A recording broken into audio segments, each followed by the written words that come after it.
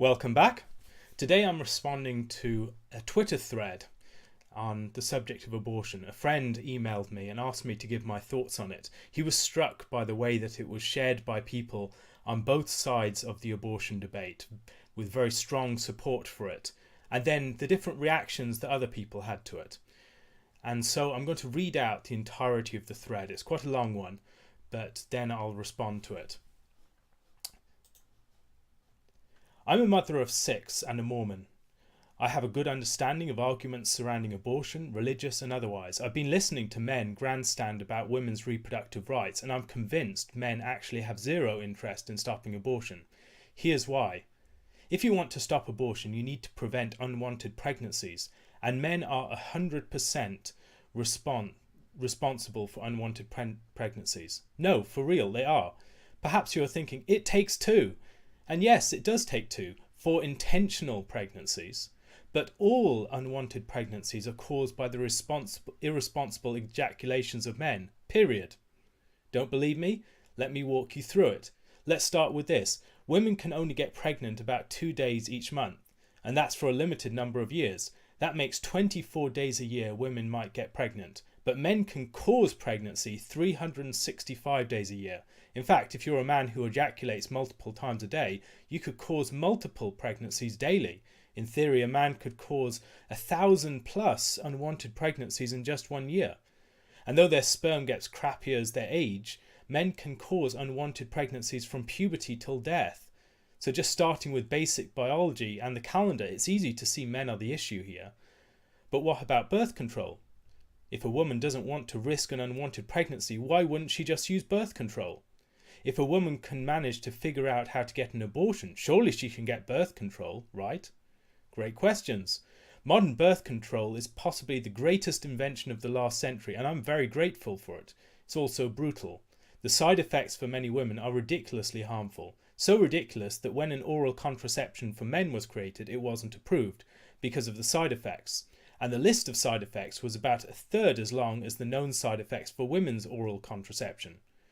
There's a lot to be unpacked just in that story, but I'll simply point out, in case you didn't know, that as a society we really don't mind if women suffer, physically or mentally, as long as it makes things easier for men.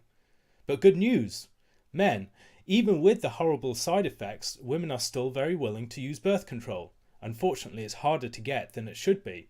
Birth control options for women require a doctor's appointment and a prescription. It's not free and often not cheap. In fact, there are many people trying to make it more expensive by fighting to make sure insurance companies refuse to cover it.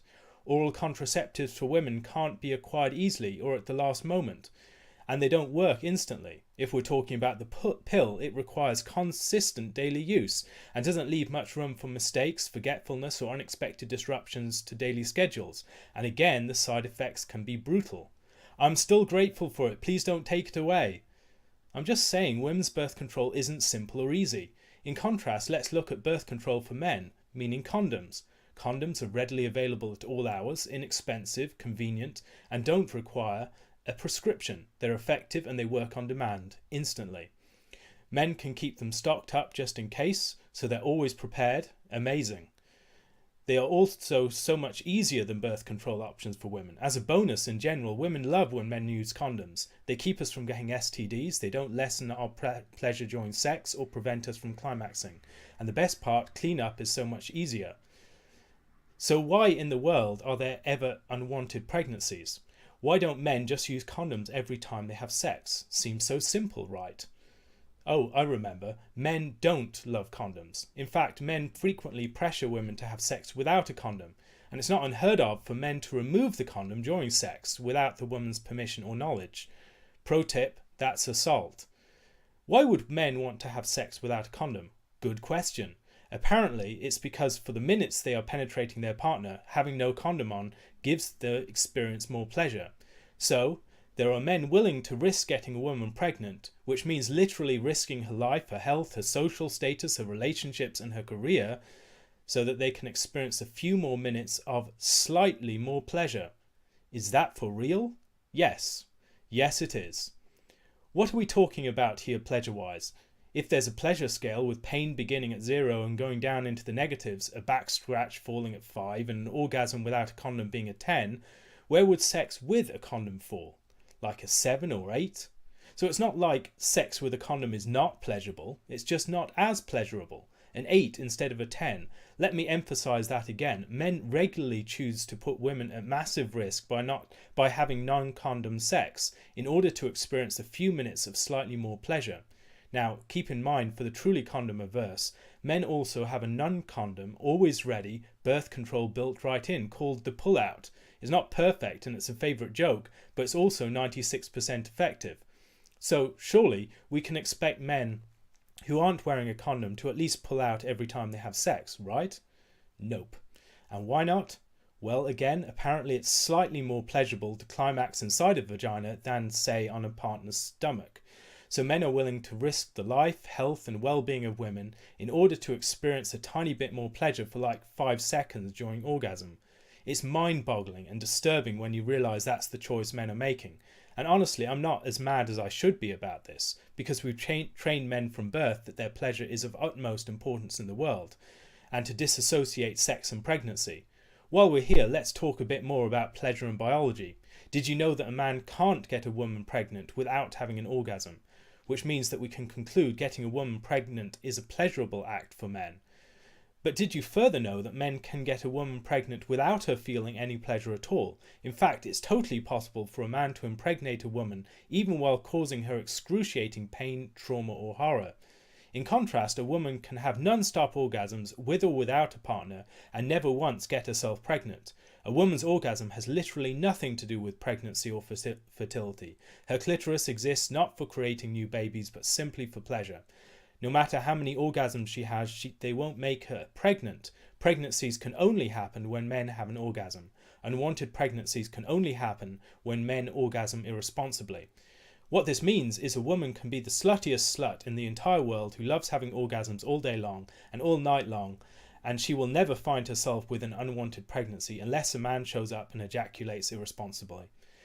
Women enjoy sex. Enjoying sex does not equal unwanted pregnancy and abortion. Men enjoying sex and having irresponsible ejaculations is what causes unwanted pregnancies and abortion. Let's talk more about responsibility. Men often don't know and don't ask and don't think to ask if they've caused a pregnancy. They may never think of it or associate sex with making babies at all. Why? Because there are 0 consequences for men who cause unwanted pregnancies. If the woman decides to have an abortion, the man may never know that he caused an unwanted pregnancy with his irresponsible ejaculation. If the woman decides to have the baby or put the baby up for adoption, the man may never know he caused an unwanted pregnancy with his irresponsible ejaculation, or that there's now a child walking around with 50% of his DNA. If the woman does tell him that he caused an unwanted pregnancy and that she's having the baby, the closest thing to a consequence for him is that he may need to pay child support. But our current child support system is well known to be a joke. 61% of men or women who are legally required to pay it simply don't, with little or no repercussions. Their credit isn't even affected. So many men keep going as is, causing unwanted pregnancies with irresponsible ejaculations and never giving it thought. When the topic of abortion comes up, men might think abortion is horrible, women should not have abortions, and never once consider the man who caused the unwanted pregnancy. If you're not holding men responsible for unwanted pregnancies, then you're wasting your time. Stop protesting at clinics. Stop shaming women. Stop trying to overturn abortion laws. If you actually care about reducing or eliminating the number of abortions in our country, simply hold men responsible for their actions. What would that look like? What if there were a real and immediate consequence for men who cause an unwanted pregnancy? What kind of consequence would make sense? Should it be as harsh, painful, nauseating, scarring, expensive, risky and life-altering as forcing a woman to go through a 9-month unwanted pregnancy? In my experience, men really like their testicles. If irresponsible ejaculations were putting their balls at risk, they would stop being irresponsible. Does castration seem like a cruel and unusual punishment? Definitely. But is it worse than forcing 500,000 women a year to puke daily for months, gain 40 pounds, and then rip their bodies apart in childbirth? Is a handful of castrations worse than women dying during forced pregnancy and childbirth? Put a castration law in the books, implement the law, let the media tell the story, and in 3 months or less, ta-da! Abortions will have virtually disappeared. Can you picture it? No more abortions in less than 3 months, without ever trying to outlaw them. Amazing. For those of you who consider abortion to be murder, wouldn't you be on board with having a handful of men castrated if it prevented 500,000 murders each year? And if not, is that because you actually care more about policing women's bodies, morality and sexuality than you do about reducing or eliminating abortions? That's a rhetorical question. Hey, you can even have the men who will be castrated bank their sperm before it happens, just in case they want to responsibly have kids someday. Can't wrap your head around a physical punishment for men, even though you seem to be more than fine with physical punishments for women? Okay, then how about this prevention idea? At the onset of puberty, all males in the US should be required by law to get a vasectomy. Vasectomies are very safe, totally reversible, and about as invasive as a doctor's exam for a woman getting a birth control prescription. There's some soreness afterwards for about 24 hours, but that's pretty much it for side effects. So much better than the pill, which is taken by millions of women in our country, the side effects of which are well known and can be brutal. If, when the male becomes a responsible adult and perhaps finds a mate, if they want to have a baby, the vasectomy can be reversed and then redone once the childbearing stage is over, and each male can bank their sperm before the vasectomy just in case. It's not that wild of an idea. 80% of males in the US are circumcised, most as babies, and that's not reversible. Don't like my ideas? That's fine. I'm sure there are better ones. Go ahead and suggest your own ideas. My point is that it's nonsense to focus on women if you're trying to get rid of abortions. Abortion is the cure for an unwanted pregnancy. If you want to stop abortions, you need to prevent the disease, meaning unwanted pregnancies. And the only way to do that is by focusing on men, because men cause 100% of unwanted pregnancies, or irresponsible ejaculations by men cause 100% of unwanted pregnancies. If you're a man, what would the consequence need to be for you never to again ejaculate irresponsibly? Would it be money related, maybe a loss of rights or freedoms, physical pain? Ask yourselves, what would it take for you to value the life of your sexual partner more than your own temporary pleasure or convenience? Are you someone who learns better with analogies? Let's try this one.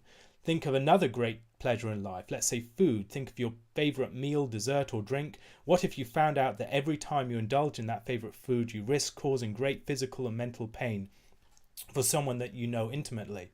You might not cause any pain, but it's a real risk. Well, you'd probably be sad, but never indulge in that food again, right? Not worth the risk.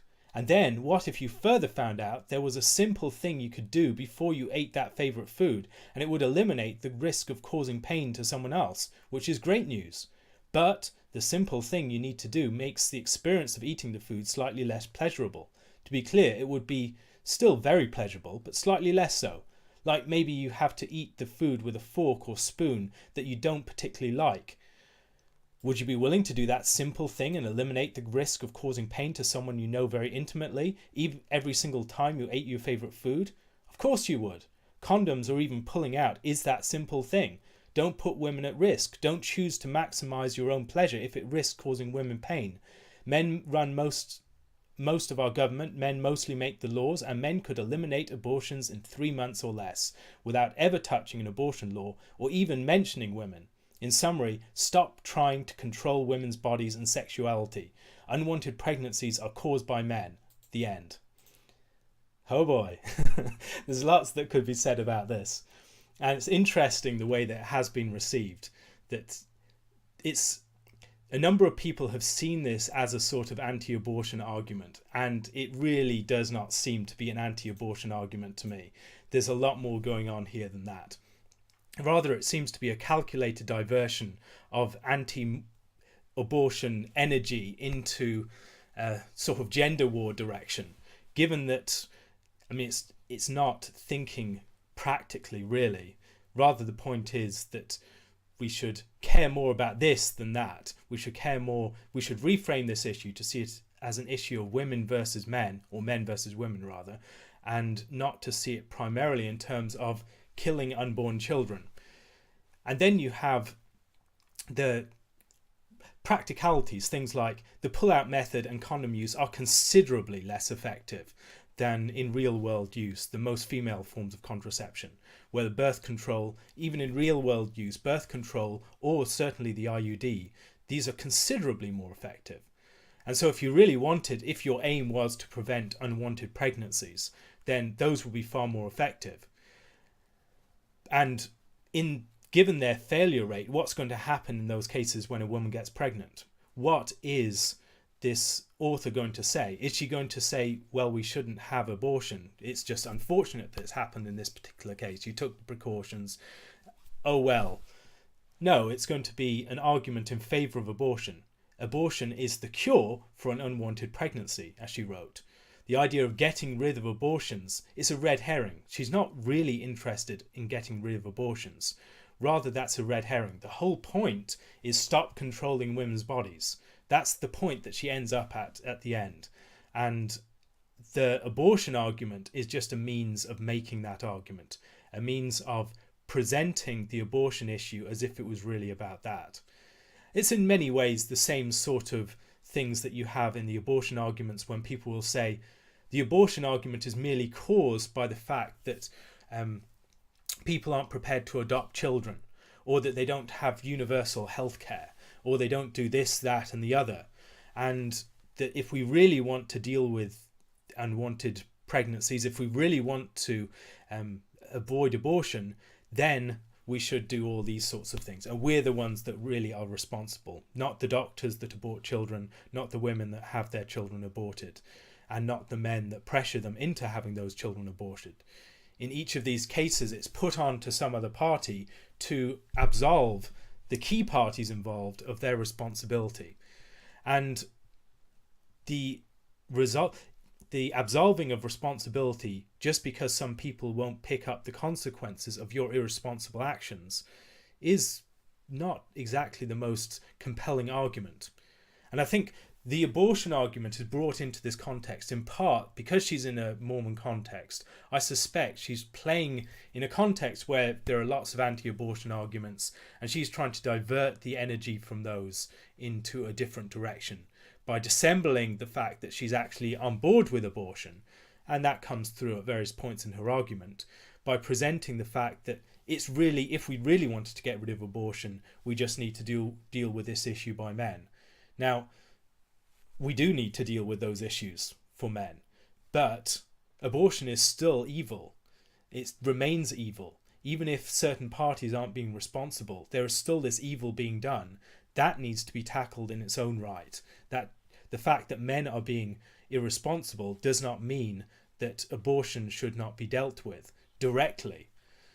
The idea that abortion can only be dealt with indirectly through establishing all this left-wing wish list of demands, or by getting men to do this, that and the other, and not tackled directly, that is a problem. It's based very much upon a certain set of conceptions about what these issues really are. And it's based ultimately upon the conception that abortion isn't really the killing of a child. And that is significant. That's very much what this sort of position tends to boil down to. Because when you look at these arguments, they're not practical. It's not intended to be practical. Rather, it's intended to be actually an avoidance of the issue, an attempt to discredit certain arguments, to deflect attention from certain issues, and then to move energy into the direction of a certain set of feminist talking points. Now, that isn't because those positions have no weight and there's not genuine merit in some of her arguments, but it's an attempt to avoid the real issues. I suspect her position then functions very much as an attempt to avoid the issues, to displace the issue. There are a lot of women who have plenty of resources, who have plenty of opportunities, and yet choose to abort their children nonetheless. And so it's not ultimately, it can't ultimately be stopped by just providing more resources, providing better healthcare, things like that. Likewise, there are many women who even when their partners are responsibly engaging in safe sex, and again, safe sex is quite a significant euphemism. It suggests that sex is safe, not when it is making provision for the natural end of sexual activity, but when it is designed to avoid the natural end of sexual activity. That whole notion is significant. I mean, people who are married aren't usually spoken of as having safe sex. When it's sexually exclusive, when it's in a context that's designed to take full account of what sex naturally leads to, the bearing of children, to provide a safe and secure environment and loving environment within which to welcome that child into the world, that's not seen as safe sex. Rather, safe sex is avoiding the consequences. And so what we do not see in this argument, throughout this argument, is any real concern for the unborn. Rather, they are means of discrediting anti-abortion arguments. The arguments here are. And it's for pushing coverage for birth control by insurance companies, things like that. Now, again, these questions need to be asked in their own place. They are important questions to ask and to consider, but we need to be aware when there are just deflections taking place, which I think this is the case. And the complete failure to take into account practicalities is much of the issue here. It reveals that this is not a serious argument, at least to me. It suggests that very strongly. I mean, the success rate for the reversal of vasectomies, according to the NHS, the National Health Service in the UK, is 55% within 10 years and 25% after that. Now, that's worth considering. And then she suggests that, I mean, we need to stop controlling women's bodies. And so to stop controlling women's bodies, we must mandate that every single man at the onset of puberty gets a vasectomy. I mean, there's quite the illogic within that particular argument. It does not make sense at all. And it was never intended to make sense. It's about identity politics. It's not about justice or consistent principles. I mean, if we really cared about the government not controlling people's bodies, then vasectomy would be the last thing that we'd advocate for. I mean, if people were suggesting sterilizing women and then you could reverse the process, but there would be after 10 years you'd only be 25% likely to regain fertility. I mean, people would be outraged about that. But of course, abortion, telling women that they can't kill the unborn child in their womb, is controlling their bodies. Now, there are issues here, because I think the way that certain forms of government policies and laws that people have pushed for have been an invasion upon what should be seen as the space that belongs to women in their bodies. But that's not the same thing as saying that we can allow abortion, we can allow the killing of the unborn. But there is a certain sort of invasion upon something that is not the public space. The child in the womb is not yet a person within the state, within the realm of the state. That does not mean that abortion is appropriate. It does not mean that abortion should be legal. But it does mean that we should be careful of certain sorts of laws that are truly invasive upon women's bodies. And that needs to be considered. And even in legislation against abortion, we need to be aware of pushing at that point. That's not the same thing as saying that doctors should have the right to abort unborn children. That's not true at all.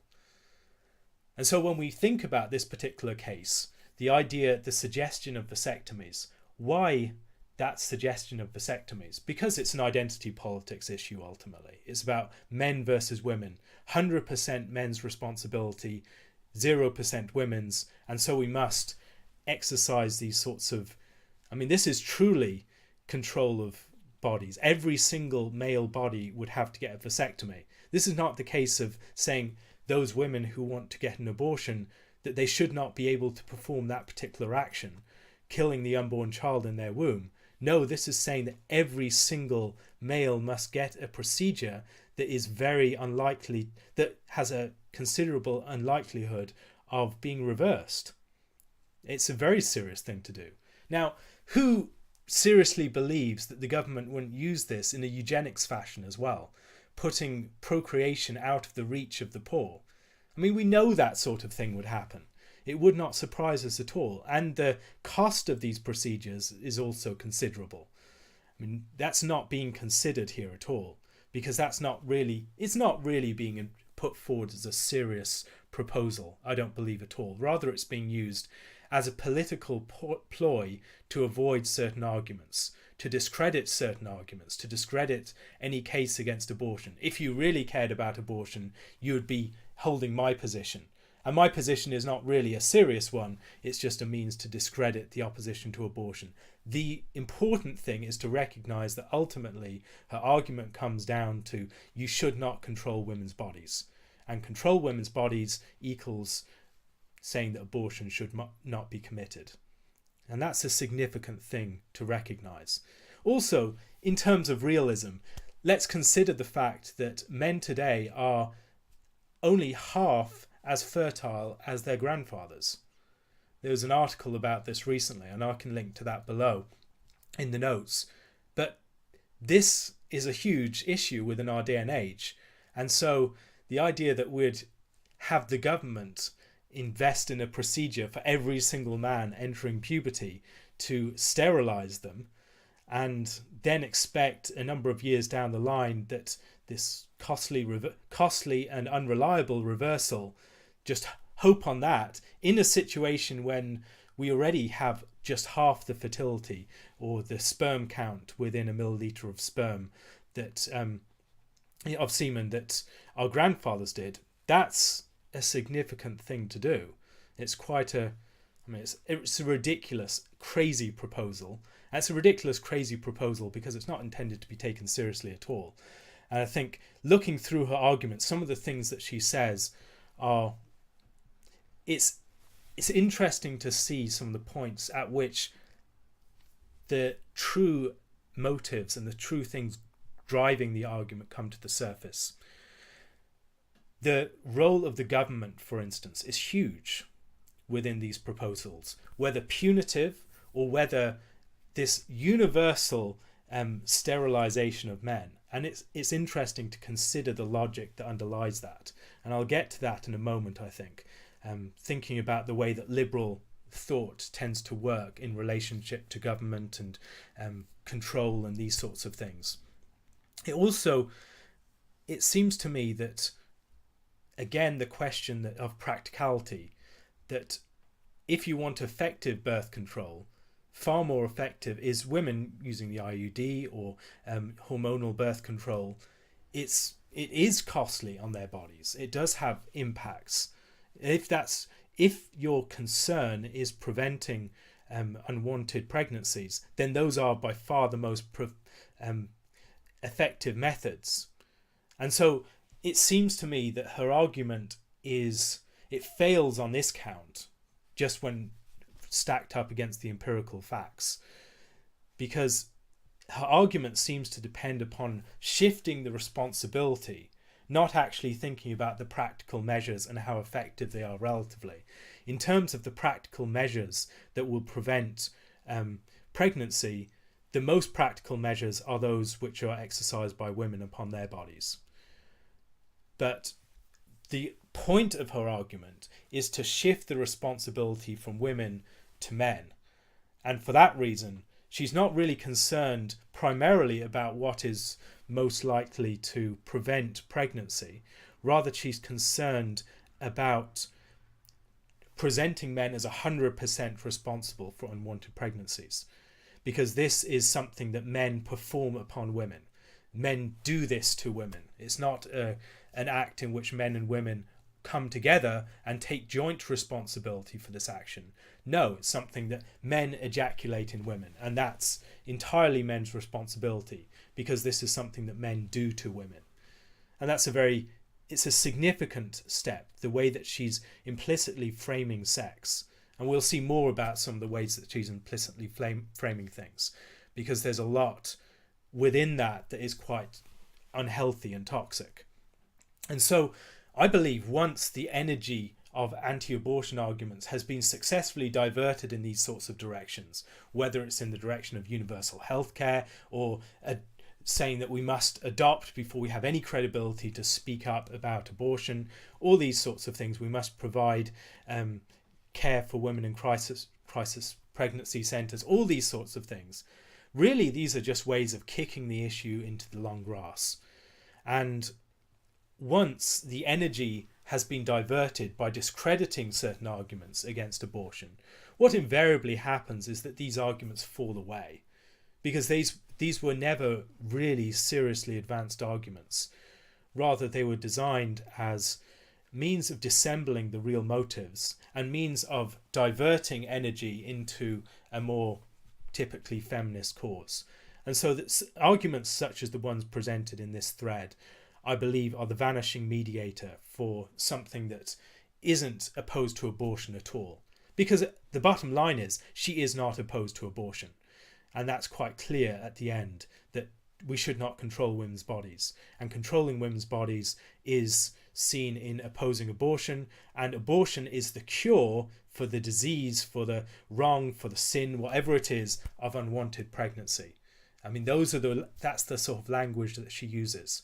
And so unwanted pregnancy is seen as a punishment or a wrong or something that men inflict upon women. And as a result, men should have some punitive action that corresponds to that inflicted upon men.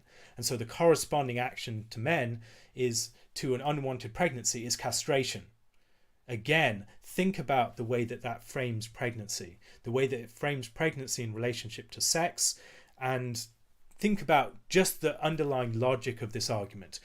And of course, the intentions of the author don't invalidate everything that she's saying. There are some genuine points to consider.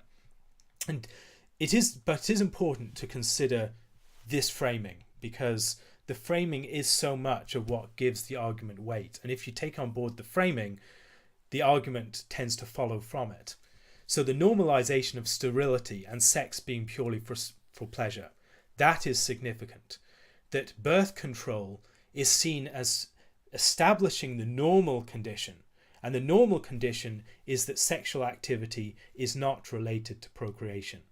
And to the extent that it is related to procreation, it's a failure. It's seen as an aberration. It's seen as unwanted. It's seen as the child is unchosen, and it's a risk that is an outlier of a risk that should be avoided at all costs. It's seen as the infliction of some sort of punishment or hurt upon women. And so if you inflict a child upon a woman, you should face punitive consequences.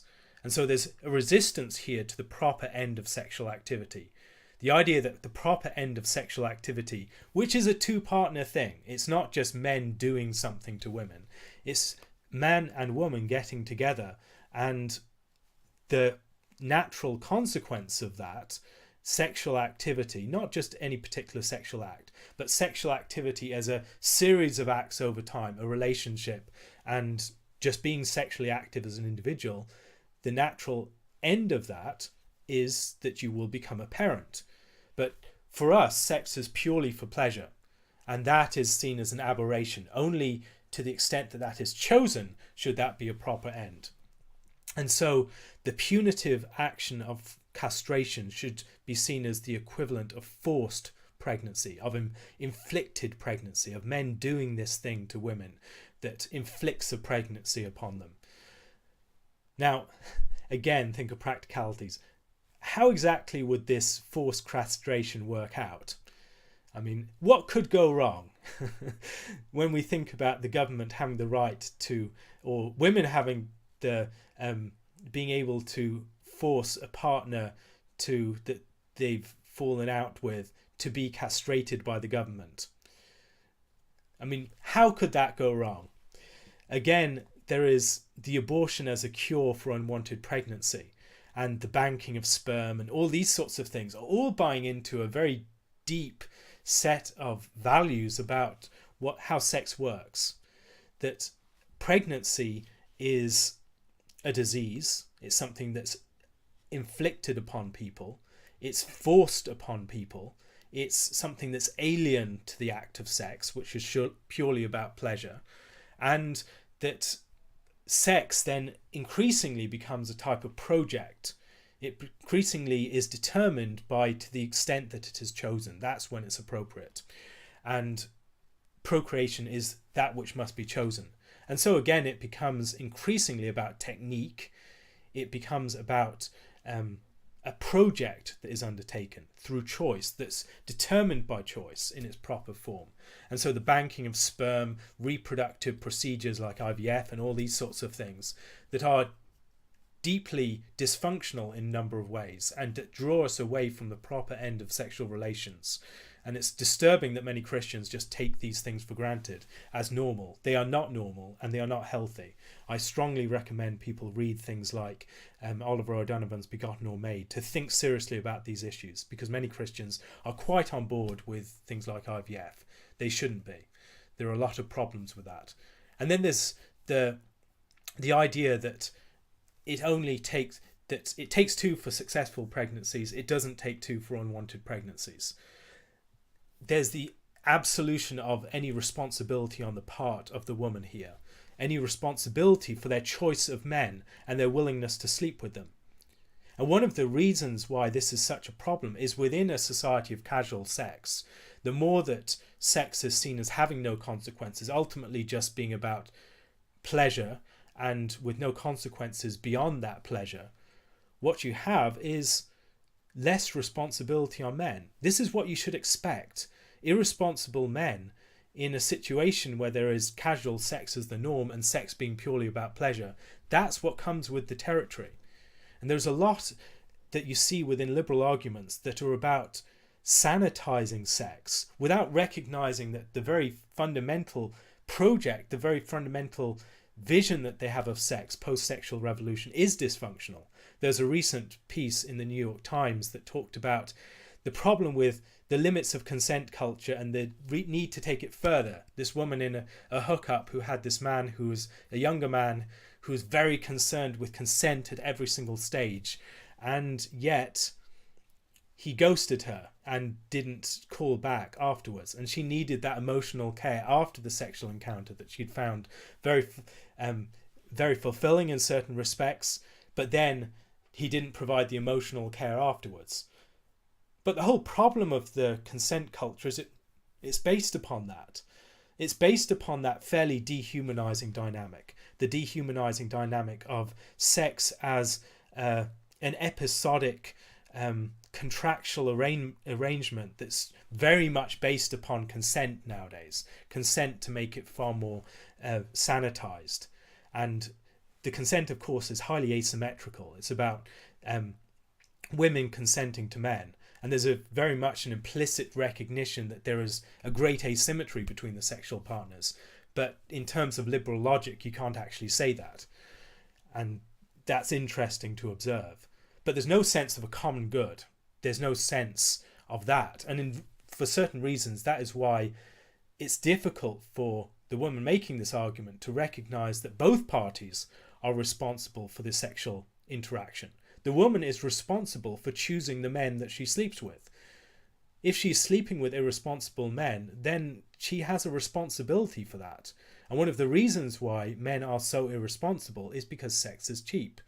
And when sex is cheap, when men aren't expected to take the commitment of marriage, take the commitment of provision, all these sorts of things, then there is a burden that has to be borne in cases of unwanted pregnancy, because no one has made provision for those things.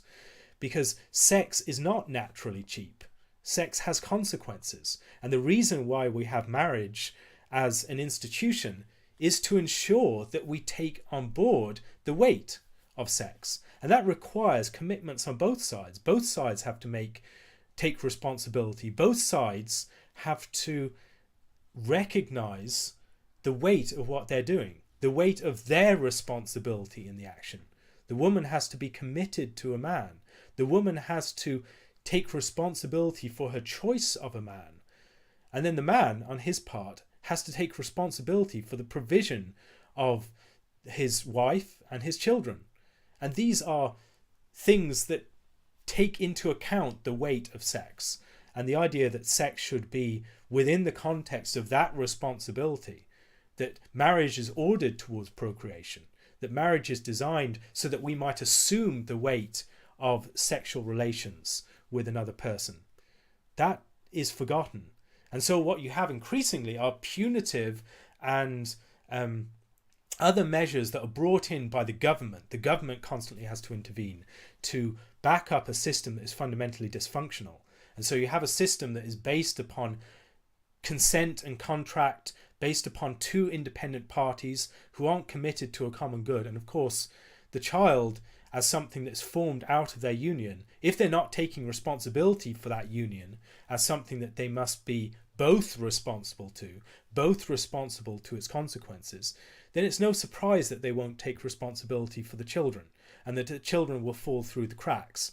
And this whole paradigm, the whole supposed argument against abortion being presented here, is based upon a very liberal frame where it's just one party's responsibility, and there's no sense of a truly common good, that both parties have entered into a union which is one flesh, that is ordered towards a common good, a common end, and that both parties are invested and responsible for that common end, the bearing of the child that their union is naturally ordered towards. But of course, it's just one party's responsibility. And this, again, is the way that liberal arguments tend to build things around dysfunction. It's an attempt to order society around all these dysfunctions, and we must get medicines for each form of these dysfunctions, rather than actually thinking about how do we develop health? What is a healthy sort of relationship? And how do we edify society and bring society to a position where healthy relationships are encouraged? And so consent-based ethics, these sort of punitive measures upon men, all these sorts of things, and lots of emphasis upon birth control, etc. All of these things are based upon a fundamentally dysfunctional paradigm, and the attempt to stop the problems that leads to naturally, and to relieve the pressure of the consequences without actually solving the root dysfunction. And so you're dealing with the symptoms rather than the underlying illness. But for liberals, the idea that you might actually celebrate and practice and push forward marriage as the norm, and really put your weight into that, a situation where people are truly one flesh, where they depend upon each other. Liberal society constantly thinks in terms of dysfunction and distrust and suspicion. So the woman might be abused. The woman might not want to get pregnant. All these sorts of things. Those are the cases that are constantly foregrounded. And as a result, they will push against anything that would give marriage weight. Because giving marriage weight depends upon a society based upon trust and structures of trust. But the liberal paradigm is based upon structures of suspicion that arise from the lowest common denominator situations of dysfunction. So the situations where trust cannot exist, where you have people in hookups with men and women who do not really know each other, who aren't really taking responsibility for each other, who aren't really caring for each other. And so what you need to do is have the government come in to impose sanctions, or you must have all these preachers of etiquette come in to teach men and women how to relate in a particular way within relationships that are fundamentally contractual, individualistic, and not ordered towards a common end. And so we need to recognize the logic that underlies these positions. We need to recognize just how much they are focused and built around dysfunctionality. And for instance, we have made divorce easier and easier, and we've celebrated that sort of thing because it gives women an easy route out. And most divorces, the majority of divorces, are instigated by women. And that may be in response to mistreatment, but often it's not. And it's interesting that the rate of divorces is highest among lesbian couples. It's not just about the fact that men are the problem. Rather, it's the fact that women are more likely to get divorces. And men are problems in many of these situations and do give rise to the divorces. But there is a greater willingness of women to pursue that option within the current situation. And so we need to consider these sorts of things. And making things difficult for people to leave is part of encouraging the development of a context of trust. Now, within our society, we are constantly focusing upon all those situations of dysfunction that can arise. And so you do not want to have any situation where you need to trust your partner, because there might be an abusive situation, so you need the easy route out. Now, within a society based upon trust, with many different structures of trust, overlapping structures of trust, there can be ways out. But the encouragement and the pressure is to keep in and to work upon building structures of trust and building structures of functionality and health. Whereas within our society, a liberal society, is based upon individualism, distrust, and the fear of dependence upon other parties. We constantly have to emphasize autonomy, and autonomy has to be the basis of everything. Everyone must have an escape route from any situation. Any contract should be easily dissolved. You should have no lasting commitments. All these sorts of things. Everything to preserve you from actually entering into the risk of trust. And yet a healthy society is based upon structures of trust, mutual dependence, and that sort of thing. That does not mean that we don't provide structures that make allowances for those extreme cases. But those extreme cases should be regarded as exceptions. We provide exceptional solutions for those exceptional cases. We do not use those to determine the norm of everything else. And so marriages should be strong. They should be maintained by robust divorce laws that discourage divorce and put a lot of weight upon responsible choice of partners. We should have an encouragement and a discouragement of relations that are just casual. We should recognize the weight of pregnancy, and part of the weight of that is seen in the bearing of children, and it's seen in the consequence of having to do that. Not in the idea that you can relieve yourself of that consequence easily, and that if you're a man and you impose an unwanted pregnancy, you should have punitive sanctions. Having punitive sanctions to take the place of the natural, weighty consequences of sexual union. So we want the sex free of consequences.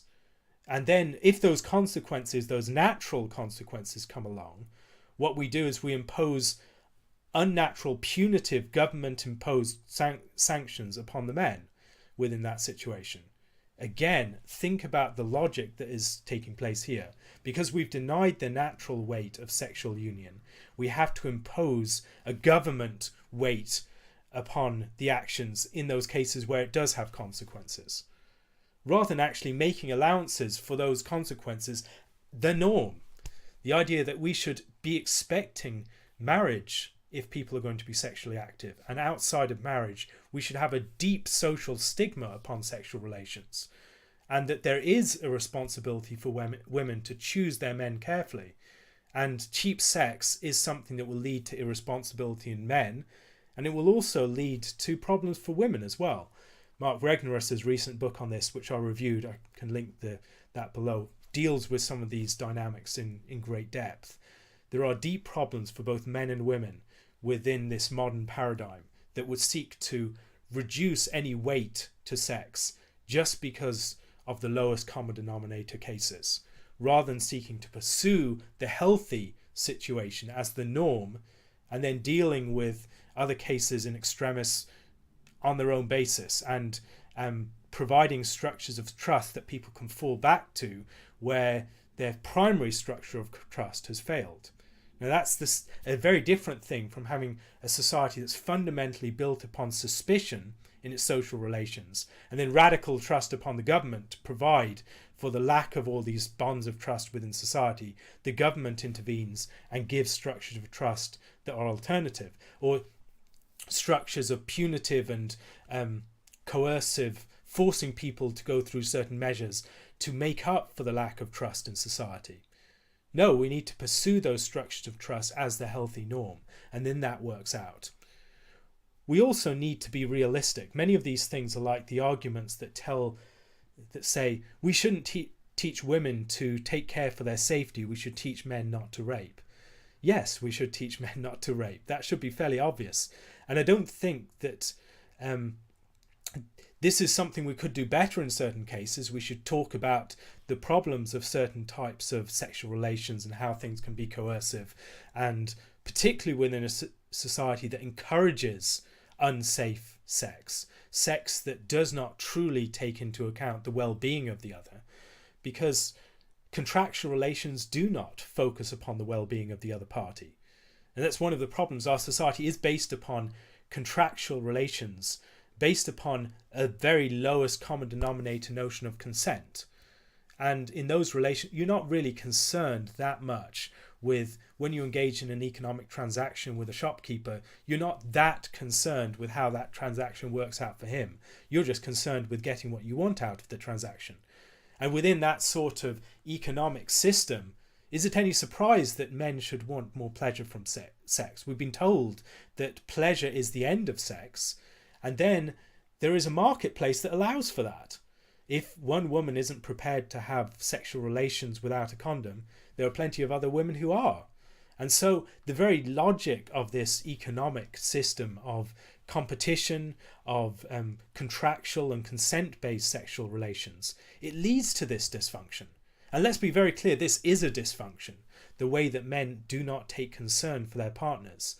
But you're not going to encourage that without fundamentally changing the entire liberal paradigm of sex, by throwing out consent-based sexual ethics and having something greater than that, which is a system that's based upon a one common good, man and woman coming together in marriage for a common end, so that it's the well-being of both parties, and that both parties take concern for the other as their own flesh, and that both should be equally committed and equally responsible in bearing the natural consequences of their sexual union.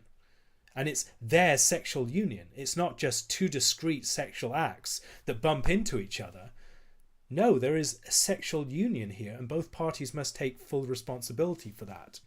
And so we don't reduce everything down to a lowest common denominator, build our society around mistrust, suspicion, and punitive actions really imposed by the government. And the increasing dependence upon the government is very significant here. But perhaps, there are some statements that are particularly telling. Abortion as the cure for unwanted pregnancy is one big thing. But there is something even more than that I think is significant. The one sentence that really stood out to me from her writing was, "There are men willing to risk getting a woman pregnant, which means literally risking her life, her health, her social status, her relationships, and her career, so that they can experience a few minutes of slightly more pleasure."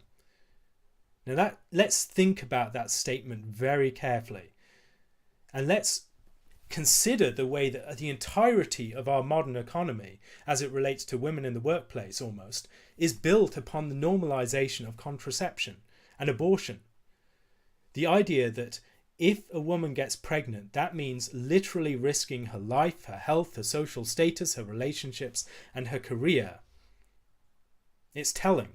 The whole dignity of women within our society is built upon this resistance to procreation, this resistance to the natural ends of sexual union, apart from choice. And we need to be very clear about this, that liberal society, its ideas of sexual equality, all these sorts of things, are based upon the masculinization of women, based upon the idea that sex leading to pregnancy is something that is inflicted upon women, is something that is a violent crime against women that undermines their place within society. Really think carefully about that. There is a dysfunction at the heart of any society that thinks that way about pregnancy, that has formed a society where people who are pregnant are marginalized, where society isn't ordered in a way that is encouraging the building up of life, the building up of the household, the building up of the union of men and women being bound together through faithful lifelong unions so that their ends are common, and so that the bearing of children is for the good of men and for women, and fatherhood is taken seriously, and also that men's work is seen as being for the end of building up their wife and their families.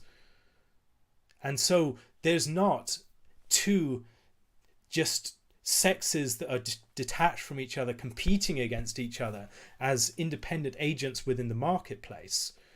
Rather, we build our society around marriage, where men and women have a common good, a common end within the household, and that their ends are not fundamentally in conflict with each other. Rather, we have differentiation between men and women that recognizes these things fall very differently upon their shoulders. And there will be certain things that men are considerably more able to do than women as a result of pregnancy, and vice versa. And we need to form a society that's based around the interaction and the common good of men and women, rather than seeing them as two discrete sets of individuals who are fundamentally supposed to be androgynous, and then pregnancy is that thing that undermines a society that's built around expected androgyny. There is a huge problem here, and it's the elephant in the center of the room of so many of our issues within our sexual culture. We have built our society around the neutralization, the sterilization of sex. And we've built it around the denial of the consequences of pregnancy. Consequences of pregnancy that are primarily focused upon the woman. There is not symmetry here. There is not symmetry naturally, and there will not be symmetry socially and otherwise. And a society that is not prepared to deal honestly with that asymmetry, which our society definitely is not, will struggle. It will not be able to talk well about these issues. And so if we need a society that is dignifying, we will need to build it upon trust and common good between men and women, not competition and opposition of their interests as detached individuals. But the more that you build things upon the dysfunctional cases, the more that you build it upon the lowest common denominator, which liberal society does, upon distrust, self-interest, and all these sorts of things. Our whole economic system is built upon the idea of self-interest redounding to the common good. And it just does not happen that way. In the same way, if you expect a contractual, competitive, and consumerist model to lead to healthy sexual relations, it's not going to happen. You can try and mitigate it, you can try and domesticate that, but ultimately it won't happen. We need to have a functional model of the union of men and women towards a common good, and a recognition of their different strengths and their different parts that they have to play, that they're not equally capable of advancing in the marketplace after having children. And the marketplace having become the center of our lives and a realm that pits individuals against each other, it's made it very, very difficult to talk about giving dignity to women within society and giving a true equality of weight to women in society, without trying to get the government involved in ever more levels and ever more punitive ways and ever more forms of coercive social construction, whether that's through reproductive technologies, whether it's through eugenics type methods. And this is the direction that this sort of argument heads towards. Castration, vasectomies, sperm banks, all these sorts of things. That's the whole structure it's built upon. A society of technique, government control, and method to make up for the fact that we've lost trust, we've lost common good, we've lost true healthy marriage culture. And as a result, you fall back upon government procedure and technique, because that's the one thing that we come to trust. And this is the underlying problem within this whole paradigm. And the vision of men and pregnancy again here is one that is highly reductive.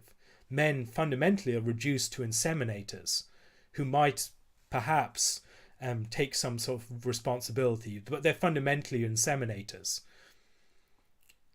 And the loss of dignity here, the loss of dignity that comes with marriage, that establishes man's place as a father, with all the responsibility that comes with that, and all the weight that the norm of marriage places upon every single man who's sexually active. It's important to recognize that marriage isn't just for the people in it. Marriage is for everyone. Marriage says that those actions done outside of marriage are not responsible.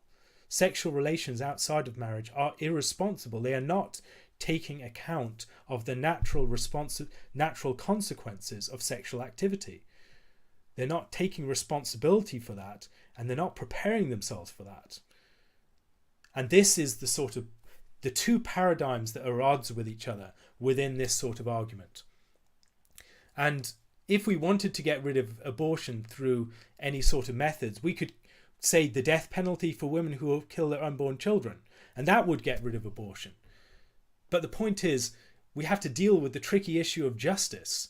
Would that be just? I don't think it would. And in the same way, the idea that we must just establish this system of vasectomies and castration, again, recognize it's a universal thing of vasectomies, because everything is built upon the lowest common denominator. Everything is built upon the fear of dysfunction, upon the normalization of dysfunction, and then the establishment of medicinal or methods that are designed to protect us against certain negative consequences. There's never any deep consideration of how we pursue the good. And then the increased dependence upon the state. The state increasingly comes to play the part of the father and the husband in relationship to women, because they can't trust their husbands, they can't trust their fathers, they can't trust the structure of support that men can provide in that way. And so the patriarchal state has to step in. The state that increasingly plays a highly helicopter parent type role, protecting and intervening in every single role, place in people's lives, and increasingly involved in their sexual relations. What we have here is a loss of responsibility, and the less responsible people become, the more the state has to assume responsibility. Rather than the relationship between men and women established in marriage being seen as a public institutional statement of their private bond having public consequences, what we have now is the mandated protection of the privacy of the relationship between man and woman. So that any compromise of that, any compromise that might suggest that that relationship might have consequences beyond the private choices and ends of the individuals involved, any sense that that relationship naturally projects itself into the public realm, into the civil realm, into the realm of social consequence, is now resisted, and the government has to be involved. And so we privatize marriage, we deinstitutionalize marriage, treat it as a bespoke union that can be chosen by the parties involved, that does not take any proper form, that can be dissolved at will. And that is very much the result of this particular framing of sexual relations and marriage. It's one that has robbed sexual relations of their weight. And that weight is not just, oh, you must be really responsible now, and that responsibility is a sort of punitive thing that is designed to limit your pleasure. Rather, it's recognizing that our sexual potential, our procreative potential, our capacity to unite ourselves with another person is one of the most powerful things that we possess as human beings. And if we steward that well, it can be something that leads to fruit that is lifelong lasting, that can grow out into the world, that can form rich and powerful and united households, that can join people together, men, women and children, and form these deep, strong and enduring bonds that cross generations.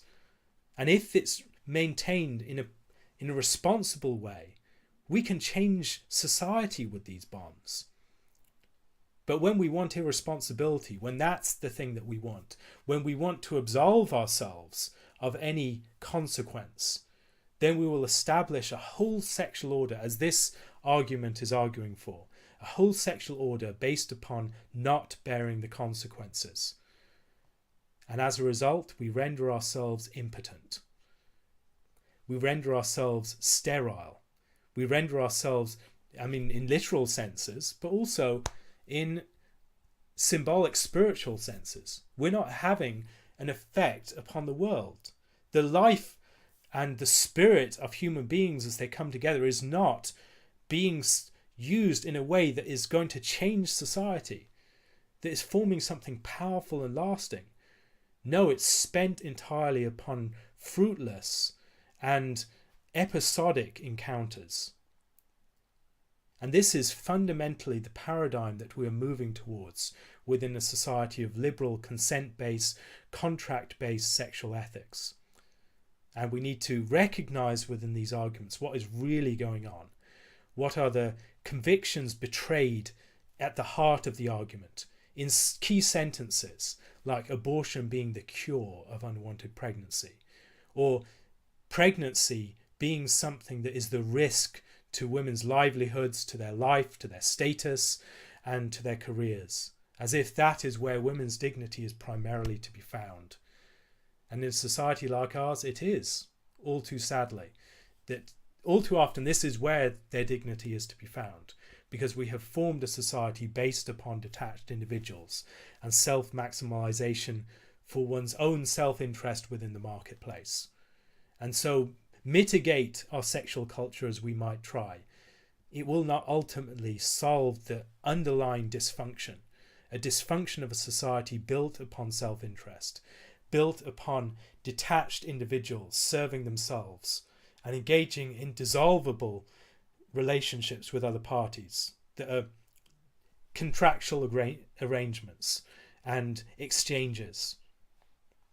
And unless we solve that, we're never going to arrive at anything good. But as Christians, we should see ourselves as upholding a vision of sexuality as a powerful force within the world, a force that can form society, that can be at the heart of forming lifelong and lasting and intergenerational unions of people, that the love of a husband and wife for each other and their faithfulness is that which can lead to the formation of a home, a realm of welcome within the world. It's like a tree that can spread out its branches into the world and give refuge to others. It's one that can produce children who are bound together in bonds of siblinghood and of love for each other because of their union in their parents. It's something that gives security to each individual person that is born into such a loving union. Because, for instance, I know that my life does not arise ultimately from some transaction, some choice. It doesn't really matter whether I was chosen or not. My existence has dignity apart from even beyond the choice of my parents. It's not about choice, it's about welcome of the gift of the child. And the ability to perceive children in that way rests heavily upon the way that we can consider our sexuality. When you consider sexuality as fundamentally sterile with pregnancy being a risk, of course you're going to support abortion. Of course you're going to have the category of the unwanted, unchosen child as a big, powerful one within your mind. Whereas when we think about sex in a healthy way, the character of chosen or unchosen no longer has that same force. There can be surprise pregnancies, of course, but the point is, are we going to welcome the gift? And in that sort of case, what we see is the recognition that a child can be born out of a loving bond that precedes any political arrangement, that logically precedes political arrangements, social arrangements, legal arrangements, that precedes all these sorts of things, technological procedures, medical processes, and ultimately arises out of the loving bond between two people, a loving bond that expands and welcomes the child that is born into it as an expression of that bond. And so the child is the natural expression of the loving bond of the parents, not something that the man has inflicted upon the woman through his ejaculation into her. No, it's a loving bond that is expressed in the bearing of the child. The one flesh union is seen in the child, and that's the natural, the normal way of seeing sexual relations. And from that normal way, we will see just how dysfunctional things are apart from that. This has been a long discussion, and if you have any further follow-up questions, please leave them on my Curious Cat account. If you would like to support these videos in the future, please do so using my Patreon account, especially if you found these helpful over the last while.